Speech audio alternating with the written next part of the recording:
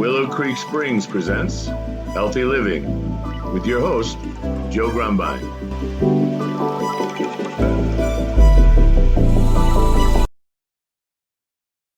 Well, hello and welcome back to the Healthy Living Podcast. I'm your host, Joe Grumbine, and today we got a very special guest. Her name's Dr. Diane Mueller, and we're going to enter into some new territory. I'm kind of excited.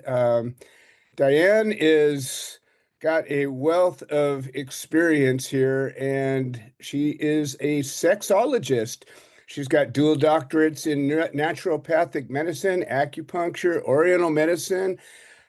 She's got a podcast, the Libido Lounge, and we're going to talk about sexual health, empowering individuals and couples, and what a great topic. Welcome to the show. How are you doing today? Hi, Joe. Thanks for having me. It is a really fun topic we're talking about today, and I think a really needed topic too. For example, some surveys have shown that 72% of people want to talk to their doctor about sex, and yet they don't because they feel Right. intimidated about it. So I think it's a really cool conversation. I think we're going to help a lot of people today. I think it's funny because it's a thing that many people, probably most people, spend a lot of time thinking about and desiring and fantasizing and all these things, and yet only a small slice of people are willing to be open and talk about it. Yeah, that's exactly right. I think it's such an important part, not only of our intimate life, meaning our connection with our partner. I often say that couples that play together stay together because we do see that the people that report the healthiest relationships on average have sex about once a week. So it can be such a huge part, fundamental part of a relationship. And we also see that the hormones and the chemicals secreted during sex and during intimacy in general help to do things like lower stress hormone, lower anxiety, lower depression, improve bones, even like build bones. Some of these Hey, hormones that's a do, good right? workout. Yeah, if So you're it's doing like it right. it's a good workout. It's not even that. It's like just even like the chemicals. It's like the workout Sure. combined with the chemicals are really that are secreted are really where the magic is. So I think it's one of these things where it's like, goodness, it's like we see all the benefits from this. And like you said, like people spend a lot of time thinking about this. It's Right. such a normal, natural, healthy part of life. And when we put it into this world where it's like, oh, we're going to pretend this isn't a box and we're not going to talk about it, Right. we lose all these benefits that can really help not only the individual heal, but relationships stay strong. Absolutely. And I think it's kind of indicative of all relationship issues. A lot of times people just you don't want to deal with things. And it's easy just to put it on the shelf and go along like everything's okay and, sort of get by. But, like you say, the cortisol levels that increase from the stress of all that, and you get a little oxytocin in you and you're feeling pretty groovy. And it's like you said, the brain chemicals, the neurotransmitters, the hormones, all of these things that affect everything about our lives, including the health of our bodies, our cells, everything. It's all connected to these chemicals and these practices. So it's fantastic that there are people like you out there talking about it and bringing it out there to life. Were So you, were you how that did you you were get? still going to ask a question? Yeah, no, I was going to say, how did you? I always like to hear from our guests, like what brought you to this. We have all these wide. This is a healthy living podcast, so we go all over the place. Mind, Yeah. body, spirit, everything, and generally there's some kind of a story that says, well, this is how I got here. I'm always curious about that. Yeah, I have a two-part story for that. Like part one is how I got interested in the topic and started studying this. And part two is how I got actually inspired to create more of like a business and a brand out of this. So part one was super interesting. This was in my either late teens, early 20s. It was like 19 or 20 at the time. And I was experiencing vulvar pain, and it was very weird. It would like this kind of came on out of nowhere. It would keep me up at night is when it would really start. The pain would start. It was just every night. I didn't experience it much during the day. Went to docs. Everything was fine, which was good. Like there was no like medical problem that was easily identifiable. Right. But it was still like like in some ways, when we don't get a diagnosis, in some ways it's worse, right? Because then it's like, Almost worse. what the Yeah. heck is doing Something's this? wrong. Yeah. Is it in my head or are they missing it or what's up? Right, exactly. So I was raised really, really strict Catholic where like, the conversations around sex, around self-pleasure, all these things were, even though they're very taboo in society, they were extremely taboo in my household. And that's relevant to the story because I had a roommate at the time, very dear friend of me, who was like very open in talking about her self-pleasure practice. And like to me, it was like, whoa, what is happening here? Right. Yeah.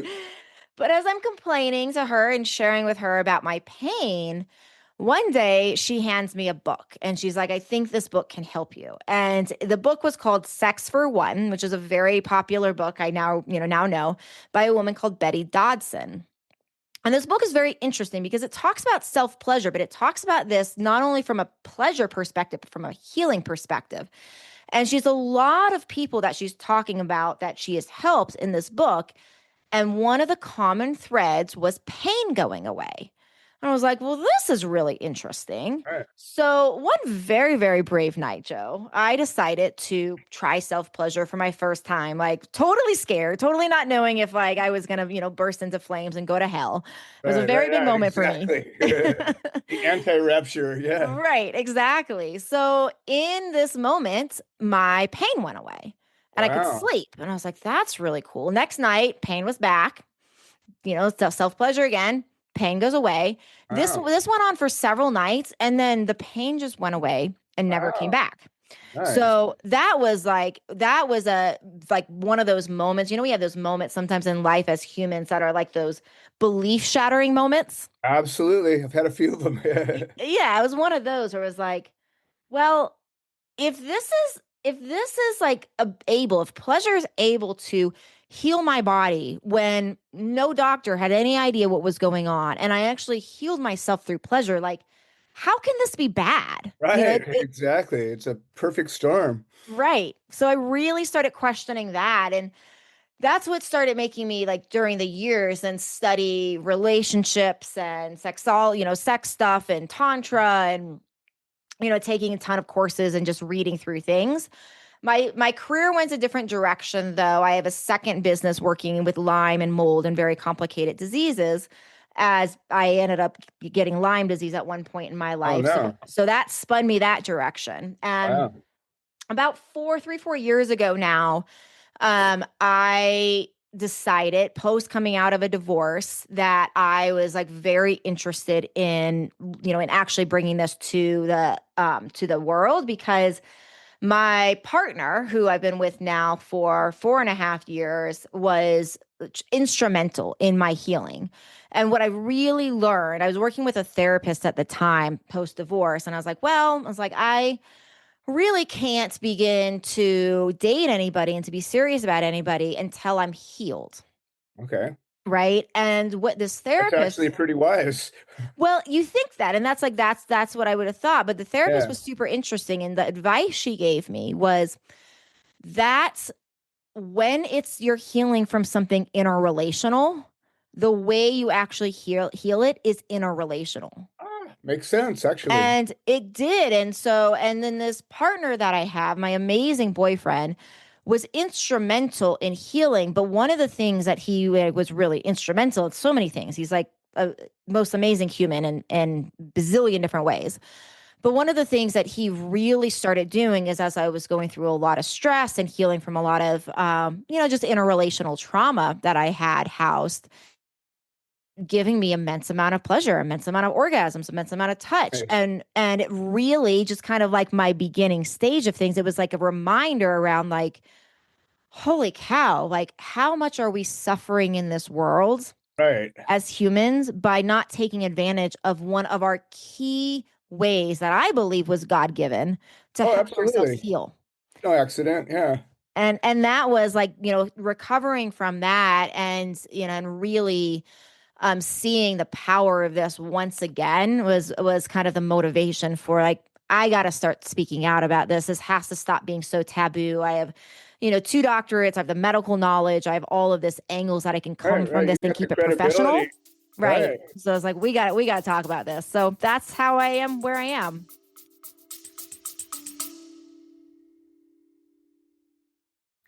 Hi, this is Joe Grumbine, and I wanted to share an update. The platform that hosts this podcast has made some changes to the subscriber settings, and we have a number of subscriber-only episodes that we offer to the supporters, and for a minimum of $3 a month, we can get you signed up. And if you're already signed up and you're having some kind of trouble locating these episodes in the other platforms, I would say maybe the best answer is to unsubscribe and then resubscribe. I'm sorry for the hassle. I don't have any way to make a change, but I'm very grateful for all the support. Thank you. Well, that's a powerful story. So today you're still working in the research on Lyme and other things like that. So you spend a lot of time obviously doing it, but that's super important work. I know many people who have suffered Lyme and it's debilitating, and frankly, they don't have the answers yet. They've got lots of things that can work for certain people, but it's like cancer. I'm recovering from cancer and everything. There isn't one answer for anybody. Everybody's got to find their answer. But there are pillars that can apply across the board to everybody. And if you can work with those things to start with, maybe you can create protocols that help a lot of people. So that's really good, powerful work. So you obviously have given yourself a mission that it's as important to get this word out. And you've got this podcast. How is it that you reach people? Is it not anonymously, but with a disconnect, or do you deal with people one-on-one as well? In the libido world, I do it all through education, because I feel like the biggest thing here is really teaching people, right? So it's usually couples that come in. Now, sometimes it'll be like, one individual in the couple. There's a lot of different motivations. Like, I've seen couples where their biggest struggle is erectile dysfunction, and which, really affects both partners. Sure. I've seen it where there's pelvic pain on the women's side. So sometimes there's these physical root causes, hormone imbalances, these sorts of things. Oftentimes there's things like just like a lot of love and a lot of care, but boredom, right, comes in. Desire mismatch is a huge one for couples, where one partner, oftentimes the man, but not always, has a stronger drive. And usually what happens in that scenario is that drive is creating like a problem for the couple, because whoever has that stronger drive is wanting it, and then they feel rejected. But then the person who's like, gosh, I love you and I would love to give that to you, but they're struggling between honoring their own body and honoring their own needs, but wanting to also show up for their partner. And then one of the biggest things that happens with a lot of this that you kind of mentioned a little while ago is like, so much of the time, rather than talking about this, and like, because we don't know how to work through this, it's not been something we've been taught as humans. It gets shoved under the rug. And it's just that little thing that's like the way some friends of mine, Rano and Sierra, who run an organization called Eden World, the way they describe it that I've kind of borrowed is it's almost like having a ship. And the relationship is a ship. And every time we have these like micro things we don't talk about, it's just like a small little hole. It's just like pinpoint in the ship. Not a big deal. You can have a few pinpoints. You're not going to sink. Don't notice it right away. Yeah. Right. But then if you get enough of those pinpoints, then all of a sudden it actually becomes a very devastating thing for the relationship. And so a lot of times I think it's like, oh, that tiny little thing that gets said, or like that rejection over here, like, going in for a kiss and like, I'm too busy, and getting shoved away, and all those little things that we don't realize, they start to add up. So I help people, patch up those pinpoints by showing them how to find them, teaching them how to talk about it, and then showing them like both how to do the sexy stuff, how to bring in all that sexy stuff in, techniques, novelty, all that, but also through things like taking my libido quiz, which is amazing, and at libidoquiz.com, where people can take this quiz to actually figure out what are the root physical causes, because many times it is a physical thing as a component as well. Yeah. So So there's a lot in there for sure. no, absolutely. And that's where one of the things I wanted to get to, as people get older, um, a lot of different things happen. It's not just a physical diminishing of hormones and things like that, or a woman going through menopause.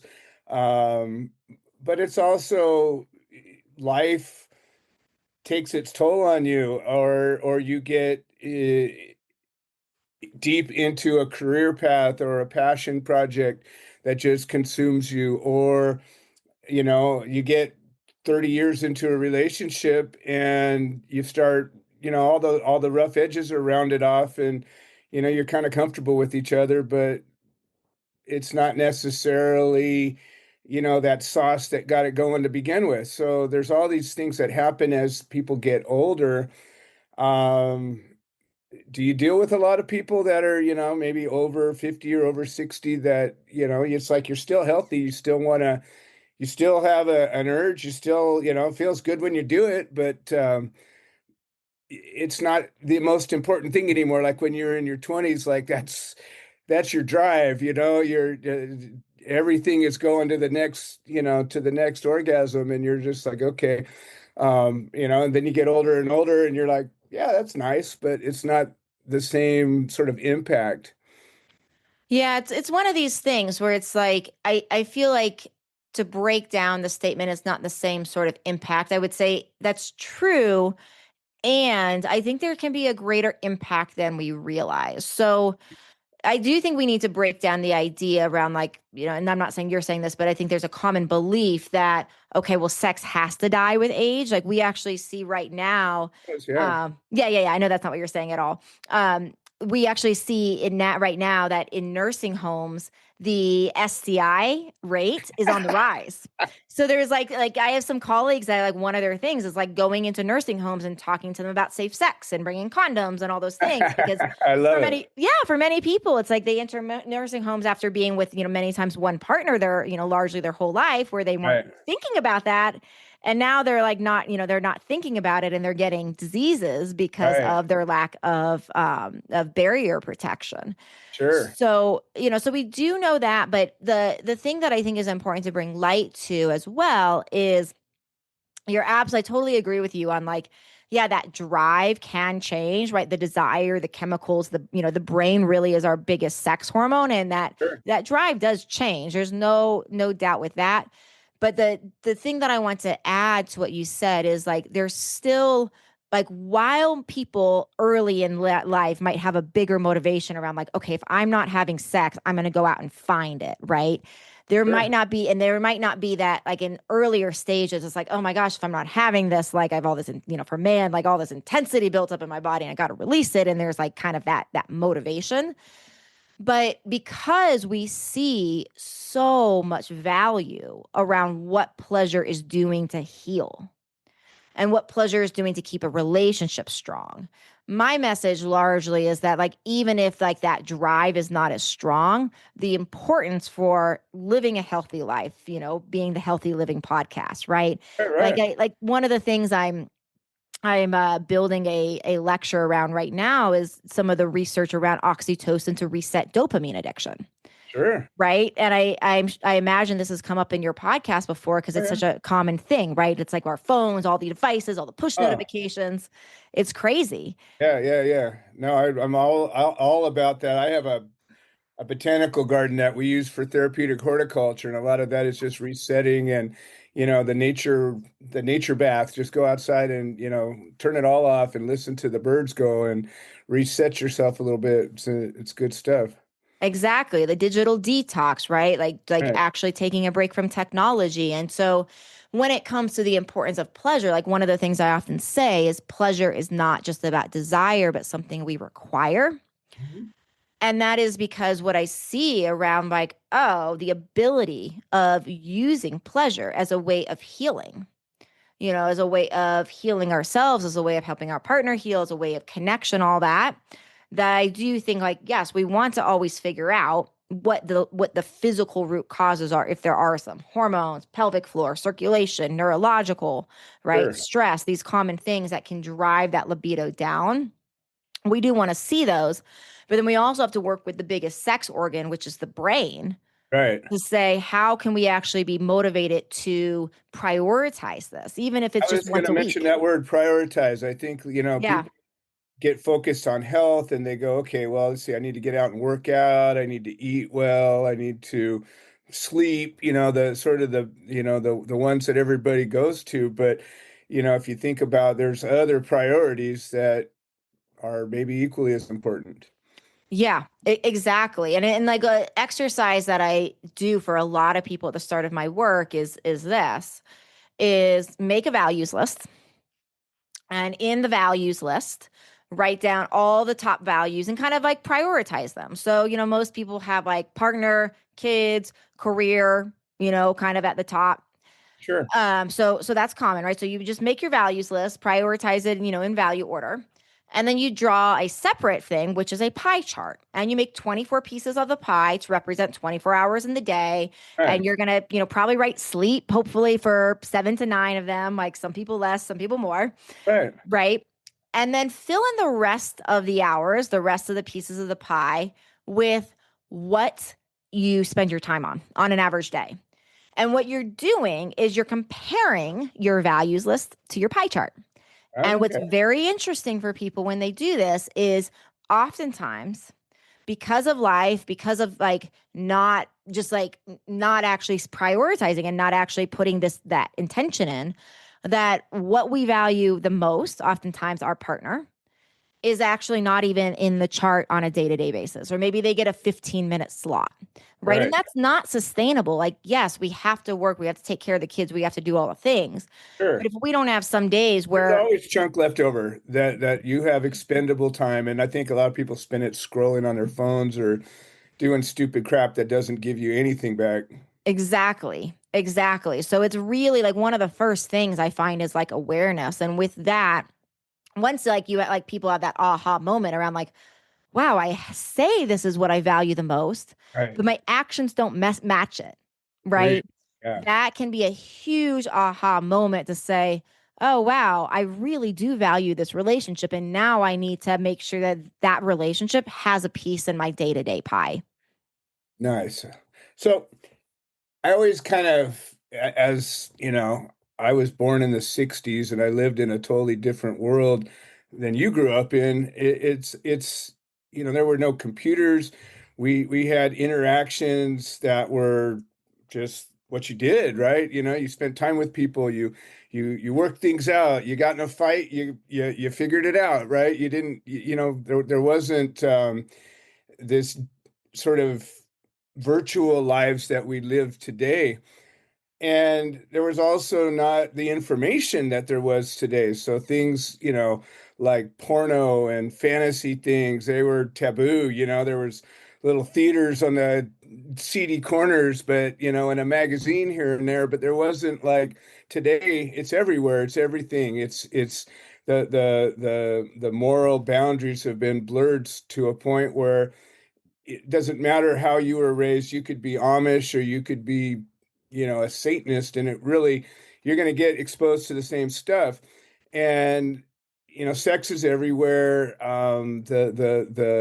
In music, in advertising, the internet's just riddled with it. You can't do a search on anything without some porno site coming up unless you really try to avoid it.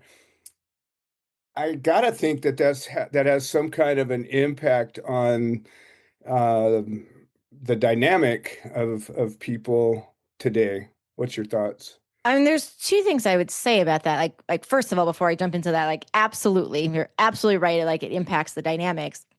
And then more specifically, what's crazy is how easy it is to access those things. Right. And then for people like me that are really, really talking about a healthy sex life and really preaching how can we do this in a way that is like ethical and loving and really looking Right. at this from like the health side of things, Mhm. it's very, very hard for me to advertise. And Right. my colleagues that I talk about the same thing. So it's like there's this disconnect in what we're being shown around. We get shown, porn sites and all these things. And that's a different conversation for when it's healthy, when it's Sure. not, which I will have a comment on in a moment. Right. But we're shown all those things, and then we're not shown, I feel like, the equal amount of like, how do we utilize this to make relationships better? And how do we utilize this to make relationships thrive? And there's like that side of things that's still hidden. So we're not being shown both sides of the coin.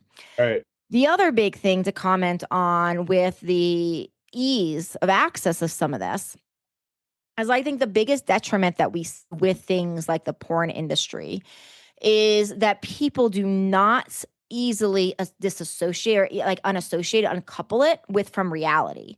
Right. So, like the example I give sometimes is that we're not going to watch like a DC movie and think that, oh, just because we see Superman, we can fly. Right. We automatically realize that that's fiction, and it's okay. Right. It's entertaining and it's fun. You can get lost in it for a while.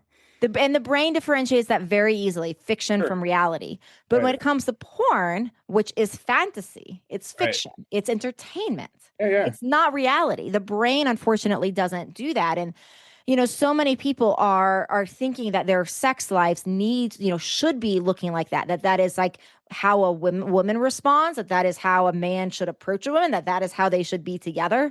Mhm. And then it's not just like, it's not really the reality of what passion tends to look like on either Right. side of the occasion. And so it's like, I think people in relationships, it's so easy to compare themselves to like this perfect ideal, in air quotes for those that are listening, that never is going to exist because it's truly more of fantasy and entertainment than reality. And I think that's one of the biggest detriments that the industry has to people. If it can be looked at as like fantasy, that's a totally different thing, but Sure. that's how it needs to be approached. That makes sense. That makes good sense.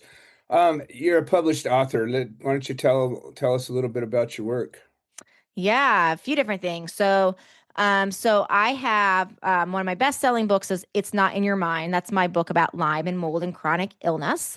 I have a ebook that people can actually get for free on the 5 best ways to enhance orgasms and romance. You can get that at hotterlife.com. That's a really cool book. And then I'm working on a 3-part series on libido and love. And the first part will be released in late this year.